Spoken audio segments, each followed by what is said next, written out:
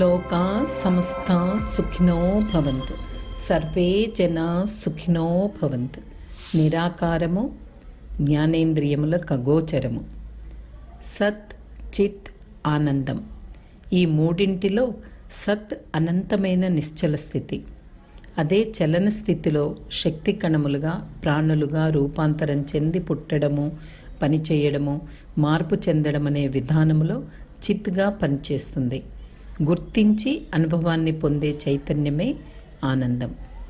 బ్రహ్మము లేదా పూర్ణము సత్, చిత్, ఆనందముగా రూపాంతరం చెందుతూ పంచ జ్ఞానేంద్రియముల అనుభూతికి అతీతంగా ఉంటుంది.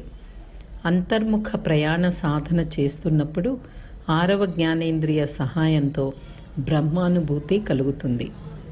అప్పుడు మనస్సు శక్తి కణానికి మూలమైన బ్రహ్మం మీద కేంద్రీకృతమై దానితో ఏకమవుతుంది. జ్ఞానము ద్వారా అనుభూతి కలుగుతుంది.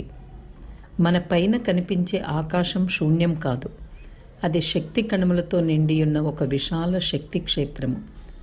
సూర్యుని నుండి కానీ లేదా ఇతర నక్షత్రముల నుండి కానీ శక్తి తరంగాలు ఆ శక్తి క్షేత్రాన్ని తాకినప్పుడు కణాలు కాంతి రూపంలో ప్రతిబింబిస్తాయి. శుద్ధ బయలు లేదా బ్రహ్మము కృష్ణవర్ణములో నుండి శాశ్వతమైనది. తత్వజ్ఞాని వేదాద్రి మహర్షి.